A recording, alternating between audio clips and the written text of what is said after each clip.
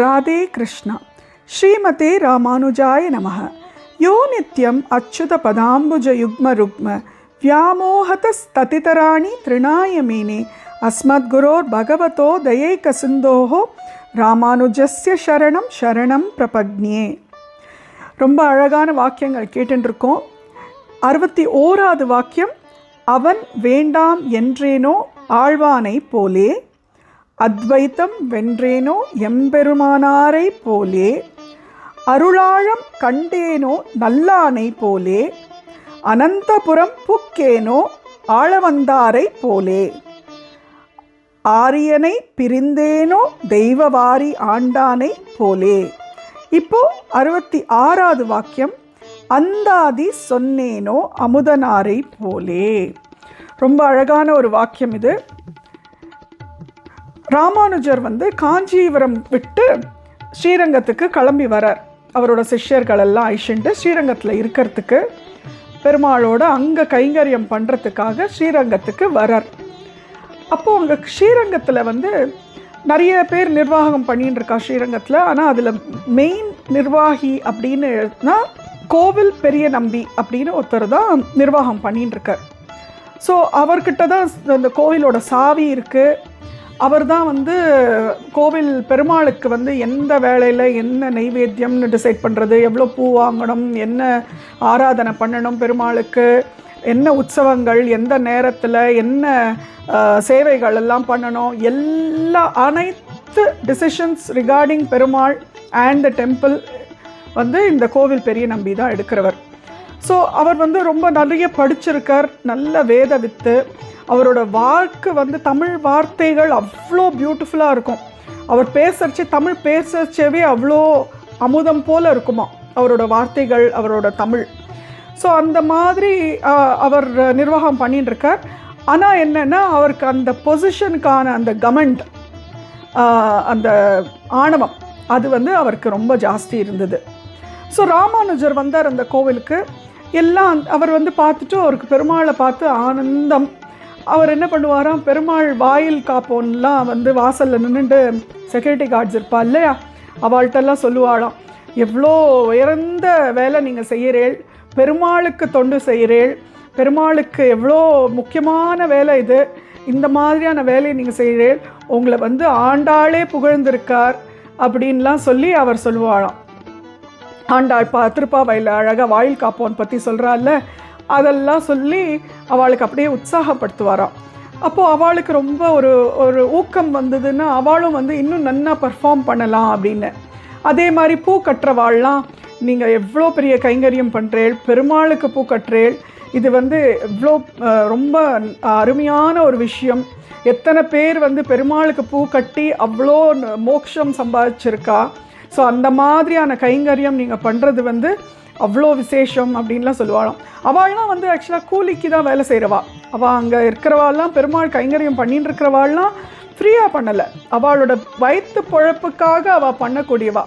But ஆனால் ராமானுஜர் என்ன பண்ணுவாராம், அவளுக்கெல்லாம் இந்த மாதிரி ஒரு மோட்டிவேஷனலாக சொல்லி அவளோட ஒர்க்கை ப்ரைஸ் பண்ணி, அவளோட பொசிஷனை ப்ரைஸ் பண்ணி, எந்த வேலையும் சின்னது கிடையாதுன்ற மாதிரி அவளுக்கு சொல்லி, நீங்கள்லாமும் ரொம்ப முக்கியம், பெருமாளுக்கு நீங்கள் இல்லைன்னா இந்த இது நடக்காது, இந்த கைங்கரியம் நடக்காதுன்ற அளவுக்கு அழகாக பேசுவாராம். ஸோ அவளுக்கெல்லாம் அது ஒரு மோட்டிவேஷனாக இருக்கும். This is one of the management techniques. In fact Ramar பரதனுக்கு காட்டுக்கு போன உடனே பரதன் வந்தார் திரும்பியும் காட்டுக்கு ராமரை கூப்பிடுறதுக்கு. அப்போது ராமர் சொன்னாராம், இல்லை பரதா நீ தான் ஆழணுன்னொடனே. அப்போது பரதர் சொன்னாராம், எனக்கு அந்த மாதிரி எப்படி நான் இந்த ராஜ்யத்தை ஆளணுன்றதே எனக்கு தெரியாதுன்னு சொன்ன உடனே ராமர் ஃபுல்லாக மேனேஜ்மெண்ட் டெக்னிக்ஸ் எல்லாம் பரதருக்கு சொல்லி கொடுத்தாராம். அத்தனை மேனேஜ்மெண்ட் டெக்னிக்ஸும் இந்த காலத்தில் நம்ம ப்ராஜெக்ட் மேனேஜ்மெண்ட்டுன்னு படிக்கிறோம்ல, அந்த மாதிரி அந்த ப்ராஜெக்ட் மேனேஜ்மெண்ட் டெக்னிக்கெல்லாம் பரதனுக்கு ராமர் சொல்லி கொடுத்தாராம். அதெல்லாம் ராமாயணத்தில் அவ்வளோ அழகாக விவரிச்சிருக்கா. அதெல்லாம் நம்ம படித்தாலே நம்மளோட மேனேஜ்மெண்ட் டெக்னிக்ஸ் எல்லாம் நமக்கு அப்படியே நல்லா புரிஞ்சு நமக்கு நல்லா இதுவாகிடும். அந்த மாதிரி இந்த இடத்துல ராமானுஜர் எல்லாருக்கும் ஒரு மாதிரி மோட்டிவேஷனலாக சொல்லி அவளுக்கு உற்சாகம் கொடுத்து அவளுக்கு வந்து இன்னும் நல்ல காரியம் நிர்வாகம் பண்ணுறதுக்கான ஒரு இது கொடுத்து, முதல்லலாம் வந்து நம்ம சம்பளம் வாங்குகிறோம், நம்ம இந்த வேலையை செய்கிறோம், அப்படி தான் வேலை செஞ்சுருந்தாலாம். ராமானுஜர் பேசினதுக்கப்புறம் அவளுக்கெல்லாம் ஒரு எந்தூசியாசம், ஓ நம்ம பண்ணுற வேலை இன்னும் நன்னா பண்ணணும், இன்னும் நன்னா இதோட அன்போடு பண்ணணும், ஒரு இன்ட்ரெஸ்டோடு பண்ணணுன்ற மாதிரி ஒரு மோட்டிவேஷன் வந்து அவள்லாம் இன்னும் நன்னா பண்ண ஆரம்பிச்சிட்டாளாம் வேலையெல்லாம். ஸோ அந்த மாதிரி ஒவ்வொரு இதுவும் அந்த கோவில் பெருக்கிறவாளை கூப்பிட்டு, நீங்கள் வந்து இந்த மாதிரி பண்ணுறதுனால தான் இந்த கோவில் இவ்வளோ சுத்தமாக இருக்குது, இந்த மாதிரியான ஒரு சுத்தத்தை தான் பெருமாள் விரும்புவா, நீங்கள் பண்ணுற இந்த தொண்டு அவ்வளோ இந்த இது உயர்ந்தது அப்படின்னு சொல்லி அவளை மோட்டிவேட் பண்ணுவாளாம். இது மாதிரி ஒத்தொத்தரும் எந்த வேலை எல்லா நிர்வாகத்தில் இருக்கிறவா ஒத்தொத்தருக்கும் மோட்டிவேட் பண்ணி இதெல்லாம் ஒரு டெக்னிக் அவளை வந்து இன்னும் நன்னா வேலை செய்ய வைக்கிறதுக்கு, அவளை டிரான்ஸ்ஃபார்ம் பண்ணுறதுக்கு. எப்படி இருந்தாலும் ஒரு மாதிரி ஓகே நான் இந்த வேலைக்கு பணம் வாங்குகிறேன், நான் இந்த வேலையை செய்கிறேன், அவ்வளோதான், இந்த வேலை செஞ்சு தான் என் வேலை முடிஞ்சுது, டிக் இந்த பாக்ஸ் அப்படின்னு இல்லாமல் அவள் வந்து அதை ஸ்ரத்தையோடு ஒரு அன்போடு ஒரு முழு மனசோட ஒரு இன்ட்ரெஸ்டோடு அவள் செய்ய ஆரம்பிச்சிட்டாளாம். அப்போது இன்னும் நன்னா இருந்துதான் அந்த கோவிலோட கலையே அப்படி கட்டி எடுத்தான். ராமானுஜர் வந்ததுக்கப்புறம் எல்லாருக்கும் ஒரு எந்தூசியாசமாக, எல்லாருக்கும் கோவிலுக்கு வந்து இந்த கைங்கரியம் செய்யணும், இந்த தொண்டு செய்யணும், இன்னும் நன்னா செய்யணும், இதை விட நன்னா செய்யணுன்ற மாதிரி ஒரு இன்ட்ரெஸ்டோடு எல்லோரும் பண்ண ஆரம்பிச்சிட்டாளாம். ஆனால் இந்த கோவில் பெரிய நம்பி மட்டும், யார் இவர் வந்து என்ன கோவிலில் எல்லாம் மாற்றுறது, இவர் என்ன கோவிலில் வந்து இது பண்ணுறது, குறுக்கிடுறது நம்மளோட இதிலெல்லாம் அப்படின்ட்டு ஒரு கமண்டமாக. ஸோ அவர் வந்து ராமானுஜர் வந்து அப்படி மூஞ்சி திருப்பின்னு போவாராம். ஒரு இது இல்லையா, இன்ட்ரெஸ்ட் இல்லையா பேசுகிறதுக்கு பார்க்குறதுக்கு, ஏதாவது கேட்டால் கூட பதில் சொல்ல மாட்டாராம், அப்படியே மூஞ்சி திருப்பின்னு போயிட்டே இருப்பாராம். ஸோ இவர் ராமானுஜர் பார்த்தாராம், இவருக்கு என்ன இவ்வளோ அகங்காரம், இந்த மாதிரி அகங்காரம் இருந்தால் கோவிலில் நிர்வாகம் சரியாக செய்ய முடியாது. ஏன்னா என்னதான் அந்த பதவியில் இருந்தால் கூட அகங்காரம் இருக்கக்கூடாது, அந்த மாதிரி அகங்காரம் இருக்கிறவா வந்து ஒழுங்காகவே செய்ய மாட்டா, என்னதான் செஞ்சாலும் அந்த அகங்காரத்தோடு தான் செய்வா, அவள் செய்கிறது தான் கரெக்டுன்ற மாதிரி செய்வா, அப்படின்னா இந்த மாதிரி அது வந்து சரியில்லை அப்படின்ட்டு அவர் வந்து இந்த சரியில்லை பெருமாள்கிட்ட சொல்லணும்னு சொல்லிட்டு பெருமாள்கிட்ட சொல்கிறாராம், இவரை மாற்றணும், இந்த நிர்வாகியை எடுத்துகிட்டு வேறு யாரையாவது போடணும் அப்படின்னு பெருமாள்கிட்ட போய் சொல்லணும் அப்படின்னு சொல்கிறாராம். சொன்னால் பெருமாள் வந்து நைட்டு அழகாக இவருக்கு கனவில் வந்துடுறார். அனுபூத்தின்னு சொன்னேன்ல, அந்த மாதிரி அனுபூத்தியாக சொப்பனத்தில் இல்லைன்னா ஒரு எக்ஸ்பீரியன்ஸ் பெருமாள் வந்துடுறார். வந்து சொல்கிறார், இந்த மாதிரி அவர் வந்து அவரோட குடும்பமே வந்து இந்த வேலையை நம்பி தான் இந்த ஊரில் இருக்குது, ரொம்ப பல காலமாக அவர் இந்த தொண்டு செஞ்சுட்டுருக்கார், அவர் நல்லவர் தான், ஆனால் அவருக்குள்ள ஒரு கமண்டி இருக்குது, தட் இஸ் அகம்பாவம் இருக்குது, அதனால் அதை வந்து அவர் திருத்திக்கணும் அப்படின்னு சொல்லிட்டு திருத்திக்கணும்னு சொல்கிறாரே தவிர பெருமாள் வந்து நான் திருத்துறேன் அவரைன்றலாம் சொல்லலையாம், அவரும் திருந்துவார்னு சொல்லலையாம் அப்படின்னு சொல்லிட்டு பெருமாள் வந்து மறைஞ்சு போய்டுறார். ஆனால் அவரை வேலையை விட்டு நீக்காதன்னு மட்டும் சொல்லிடுறார். உடனே ராமானுஜருக்கு தோன்றதான், இவரை வேலையை விட்டு நீக்காதன்னு சொல்லிட்டார், ஆனால் அவர் திருந்துவாரானும் சொல்லலை, பெருமாள் அவரை திருத்துவாரானும் சொல்லலை. இப்படியே கண்டினியூ ஆச்சுன்னா இந்த நிர்வாகம் சரியாக வராது, நம்ம காஞ்சிபுரத்துக்கே கிளம்பி போயிடலாம் அப்படின்ட்டு இவர் டிசைட் பண்ணுறாராம். சரி, இவர் கூரத்தாழ்வாரன் மறுநாள் கூப்பிட்டு நம்ம காஞ்சிபுரத்துக்கே போகலான் இருக்கேன் அப்படின்னு கூரத்தாழ்வார் சொல்கிறாராம், நீங்கள் இந்த மாதிரி நான் சின்னவன் தான், இந்த டெசிஷன்லாம் நான் சொல்லக்கூடாது, ஆனால் அடியேன் வந்து எனக்கு சொல்லணும்னு தோன்றுறது, அதனால சொல்கிறேன், என்னை தப்பாக எடுத்துக்காதீங்கன்னு சொல்லிட்டு கூரத்தாழ்வார் சொல்கிறாராம். இந்த மாதிரி பெருமாளே உங்ககிட்ட சொல்லியிருக்கா, இந்த மாதிரி இவர் வந்து நிறைய ஃபேமிலியை சப்போர்ட் பண்ணிட்டு இந்த இதில் ரொம்ப வருஷமாக இந்த சேவையை பண்ணிட்டு இருக்கிறதா, அதனால் நீங்கள் அவரை வந்து நீக்காதீங்கோ அப்படின்னோடனே ராமானுஜர் சொல்கிறாராம், இந்த மாதிரி பெருமாள் வந்து எந்த வாக்கும் கொடுக்கல, அவர் திருத்துறேனும் சொல்லலை, இவர் திருந்துவார்னு சொல்லலை, அப்படி இருக்கிறச்சே எனக்கு இங்கே வேண்டாம், நான் வந்து காஞ்சிபுரத்துக்கே போகிறேன் அப்படின்னோடனே இவர் கூரத்தாழ்வார் சொல்கிறாராம், எனக்கு நம்பிக்கை இருக்குது, பெருமாள் சொல்லியிருக்காருன்னா பெருமாள் எப்படியாவது திருத்துவான்ற நம்பிக்கை எனக்கு இருக்குது அப்படின்ன உடனே ராமானுஜர் சொல்லுவாங்க, சரி அப்படி அந்த நம்பிக்கை இருந்தால் நீங்களே திருத்தும் அப்படின்னு சொல்லிடுறாராம். சரி, கூரத்தாழ்வார் என்ன பண்ணுறாராம், இந்த பெரிய கோவில் நம்பி பின்னாலேயே சுற்றுறாராம், அவருக்கு எல்லாம் ஏதாவது சொல்லிகிட்டு இருக்கிறதுக்கு என்ன எப்படி இது பண்ணணும், எப்படி இந்த கமண்டம் இல்லாத அகம்பாவம் இல்லாமல் இருக்கணுன்றத சொல்லணும்னு அவர் பின்னாலேயே சுற்றுறாராம். அவராக கண்டுக்கவே மாட்டேங்கிறாராம். நீ பாட்டுக்க நீ ஏதோ பண்ணிக்கோ, நான் பாட்டுக்க என் வேலையை தான் பண்ணுவேன்ற மாதிரி அவர் கண்டுக்கிறதே இல்லையா. அப்போது இவர் ஒரு நாள் அவர் பின்னால் போயிட்டு பார்த்தா அவர் ஒரு தாசி வீட்டில் உட்காந்து பாட்டு கேட்டுருக்காராம். ஸோ இவர் உடனே என்ன பண்ணார், கூரத்தாழ்வார் அவர் பின்னாலேயே போய் தாசி வீட்டுக்கு இவரும் போனார். பின்னாலேயே போன உடனே கூரத்தாழ்வாரை பார்த்த உடனே இவர் கேட்டாராம், நீ எதுக்கு இங்கெல்லாம் வர, பெருமாள் கோவில் கைங்கரியம் பண்ணுற நீ இங்கே வரலாமான்னு உடனே அவர் கூரத்தாழ்வார் உடனே இவரை கேட்டாராம், நீயும் தானே பெருமாள் கோவில் கைங்கரியம் பண்ணுற, நீ இன்ஃபேக்ட் மொத்த நிர்வாகத்தையும் நீ தானே பார்த்துக்கிற, சாவியே உங்ககிட்ட தான் இருக்குது, அப்படி இருக்கிறச்சு நீ வரலாமா, பெருமாளுக்கு அது உகந்ததா அப்படின்னு கேட்ட உடனே அப்போ தான் அவருக்கு தோன்றதான். சரின்ட்டு கொஞ்சம் கொஞ்சமாக அந்த கூரத்தாழ்வார் இவரை கொஞ்சம் வழிக்கு கொண்டு வராராம் ஒரு அளவுக்கு அப்படி. அப்புறம் என்ன ஆறுதான், இவரோட இந்த பெரிய கோவில் நம்பியோட தாயார் பரமபதிச்சுடுறாராம். அப்போது இவருக்கு இந்த 11ஆவது நாள் ஒரு இலையில் ஒருத்தர் உட்காரணும் இல்லையா, ஒத்தன்னு சொல்லுவாள்ல, அந்த மாதிரி ஒத்தன் இலையில் உட்காரத்துக்கு யாருமே ஆள் கிடைக்கலையாம். அப்போ இவருக்கு என்ன பண்ணுறதுன்னு தெரியலையா, அவர் நேராக ராமானுஜர்கிட்ட வராராம். ராமானுஜர்கிட்ட எனக்கு இந்த மாதிரி 11ஆவது நாள் அம்மாவோட காரியம் 11ஆவது நாளுக்கு எனக்கு ஒரு பிராமணன் வேணும் ஒத்த இலையில் உட்காரத்துக்கு, அந்த மாதிரி எனக்கு யாருமே இல்லை அப்படின்னோடனே ராமானுஜர் சரி நான் அனுப்புகிறேன் அப்படின்னு சொல்லிவிட்டு கூரத்தாழ்வார் அனுப்புகிறாராம். கூரத்தாழ்வார் போய் இந்த இலைக்கு உட்காருன்னு உடனே கூரத்தாழ்வாரும் அவர்கிட்ட ஆனால் சொல்லி அனுப்புகிறாராம், நீ அவர் சாப்பிட்டு முடித்த உடனே திருப்தியான்னு கேட்டால் நீ திருப்தின்னு சொல்லவே சொல்லாத, நீ சாவி அவர்கிட்டேருந்து வாங்கிட்டு அதுக்கப்புறம் நீ திருப்தின்னு சொல்லு, நீ சாவியை வாங்கிக்கோ கோவில் சாவியை, அப்புறம் தான் நீ திருப்தின்னு சொல்லணும் அப்படின்னு சொல்கிறாராம். சரின்னு கூரத்தாழ்வாரும் உட்காந்துட்டு இலையிலெல்லாம் சாப்பிட்டுட்டு இவர் கேட்குறாராம், திருப்தியாக சாப்பிட்டேளா, எல்லாம் நல்லா இருந்ததா, அதுதான் திருப்தியானோ. இவர் ஒன்றுமே சொல்கிறது இல்லையா.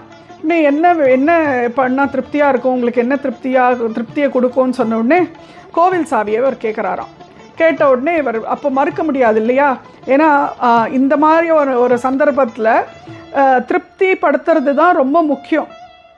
ஸோ அதனால் இவர் வேறு வழி இல்லாமல் சரி கோவில் சாவியை கொடுத்துட்றாராம். கொடுத்ததுக்கப்புறம் இவருக்கு ஃபுல்லாக அந்த கமண்டம் அப்படியே இறங்கிடுறதான், அகம்பாவம் ஃபுல்லாக இறங்கிட்டு அவர் ராமானுஜருக்கே அப்படியே சிஷ்யனாக போயிடுறாராம். அவர் போய் ராமானுஜர்கிட்ட சிஷ்யனாக சேர்ந்துடுறாராம். ராமானுஜருக்கும் இவர் திருந்தினதில் அப்படி ஒரு சந்தோஷமாக. அதுக்கப்புறம் இந்த கோவில் நிர்வாகத்தெல்லாம் கூரத்தாழ்வார் எடுத்துக்கிட்டோம் அப்படின்னு சொல்லிவிட்டு, ஆனால் ராமானுஜர் என்ன சொல்கிறாராம், ஃபுல்லாக கோவில் நிர்வாகம் கூரத்தாழ்வார் எடுத்துக்க வேண்டாம், இதில் சில விஷயங்கள்லாம் இன்னும் இந்த பெரிய கோவில் நம்பியே பண்ணட்டும் அப்படின்னு சொல்கிறாராம். சொல்லிவிட்டு அந்த மாதிரி அவர் கொடுத்த உடனே அவருக்கு ரொம்ப சந்தோஷமாக அவரும் ஈக்குவல் இதில் பாட்டில் பெருமாளுக்கு தொண்டு செய்கிறதுக்கான சந்தர்ப்பத்தை கொடுத்ததுக்கு. ஸோ இந்த மாதிரி அவள் நடந்துட்டுருக்கு. இப்போ என்ன ஆகுது, இந்த பெரிய கோவில் நம்பிக்கை அவருக்கு இப்போ தான் அவருக்கு உணர்வெல்லாம் வருது. அந்த ப்ரீவியஸாக எப்படி இருந்தோம், நம்ம எப்படி எல்லாரையும் ஒரு மாதிரி ஆட்டி படைச்சுட்டு இருந்தோம், ஒவ்வொருத்தரையும் அந்த மாதிரி இருந்துட்டோம், இப்போ இனிமேல் நம்ம பெருமாளை தான் நிறைய பாடணும் அப்படின்னு சொல்லிவிட்டு ராமானுஜரை பற்றி பாடணுன்ட்டு ஒரு 10 பாசுரம் எழுதி ராமானுஜர்கிட்ட எடுத்துகிட்டு போய் கொடுக்குறாராம். ராமானுஜர் பார்த்துட்டு அதை கிழிச்சு போட்டுடுறாராம். ஏன்னா அவர் சொல்கிறாராம், என்னை பற்றி நீ எழுதாத, இங்கே நிறைய திவ்ய தேசமெல்லாம் இருக்குது, பெருமாள் இருக்கா, பெருமாளோட வைபவத்தை பற்றி திவ்ய தேசத்தோட வைபவத்தை பற்றி நீ எழுது, என்ன எழுதாத அப்படின்னு சொல்கிறாராம். சரின்னு இவரும் வந்துட்டு கூரத்தாழ்வார்கிட்ட சொல்கிறார், இந்த மாதிரி ராமானுஜர் நான் எழுதின கிழிச்சு போட்டார் அப்படின்னோடனே கூரத்தாழ்வாரும் சொல்கிறாராம், அவருக்கு முகஸ்துதியெல்லாம் பிடிக்காது, அதனால அவர் எழுதினதை கிழிச்சுட்டார், நீ அதை பற்றி கவலைப்படாத, நான் ஆனால் ஒரு விஷயம் சொல்கிறேன், நீ 108 திவ்ய தேசத்தை பற்றி வைபவத்தை பற்றி பெருமாளை வைபவத்தை பற்றி எழுது, ஆனால் ஒவ்வொரு இதுலேயுமே நீ ராமானுஜரை சேர்த்து எழுது அப்படின்னு சொல்லி ஒரு ஐடியா கொடுக்குறாராம் கூரத்தாழ்வார். அப்போ அது சரியாக இருக்கும் அப்படின்ன உடனே இவரும் ரொம்ப அழகாக ஒவ்வொரு பாசுரத்துக்கும் ராமானுஜா ராமானுஜா ராமானுஜா ராமானுஜான்னு அதை சேர்த்து பாசுரம் 108 பாசுரம் கொடுக்குறார் இவர். ஸோ அந்த பாசுரம் தான் அது அது பேர் ராமானுஜர் அந்தாதினே பேர். அந்தாதி, ராமானுஜர் நூற்றந்தாதி அப்படின்ற பேர். அந்தாதினா இந்த ஃபஸ்ட்டு பேராகிராஃப் எண்டார வேர்ட்லேருந்து செகண்ட் பேராகிராஃப் ஆரம்பிக்கும். ஸோ செகண்ட் பேராகிராஃப் எண்டார வேர்ட்லேருந்து தேர்ட் பேராகிராஃப் ஆரம்பிக்கும். ஸோ அது அப்படியே கண்டினியூஸாக வந்துட்டே இருக்கும், மறக்கிறதுக்கு வாய்ப்பே கிடையாது. இந்த பேராகிராஃப் முடிஞ்சு அந்த last word will be the beginning of the second பேராகிராஃபோட ஃபஸ்ட் வேர்ட். ஸோ அந்த மாதிரி ஈஸியாக அப்படியே கண்டினியூட்டியோட 100 இது வரும், ஸ்லோகங்கள், பாசுரங்கள் வரும். ஸோ அந்த மாதிரி எழுதி அதை கொடுத்தாராம். இதுக்கு பேர் ராமானுஜர் நூற்றந்தாதி அப்படின்னு. இது வந்து இன்ஃபேக்ட் எல்லா வைஷ்ணவர்கள் இதை ரொம்ப கொண்டாடுறது. பல்லாண்டு பாடுறாளோ இல்லையோ அவள் எல்லாருக்குமே நூற்றந்தாதி அவ்வளோ நன்னா தெரியுமா, அவ்வளோ நன்னா பழக்கப்பட்ட ஒரு இதுவான்.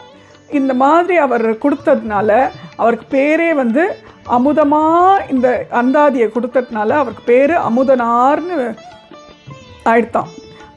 அமுதனாரோட சன்னதி கூட சக்கரத்தாழ்வார் சன்னதி, ஸ்ரீரங்கத்தில் சக்கரத்தாழ்வார் சன்னதிக்கு அதுக்குள்ளே தான் அமுதனாருக்கு ஒரு சன்னதியும் இருக்கான். ஸோ அப்பேற்பட்ட ஒரு அமுதனார் எப்படி இருந்தவர், எப்படி ராமானுஜர் அவரை மாற்றினார் அப்படிங்கிற ஒரு இதுதான் இந்த விஷயம். இந்த விஷயத்தை அழகாக பெண் பிள்ளை பிடிச்சி அந்த மாதிரி எப்படி இருந்தவர், அவ்வளோ ஆணவத்தோடு சுற்றின்னு இருந்தவர், அந்த மாதிரி ஆணவம் இருந்தவரே அழகாக ராமானுஜர் மாற்றி அவர் வந்து நூற்றந்தாதி எழுத வைக்கிற அளவுக்கு அந்த மாதிரி பண்ணினாரே.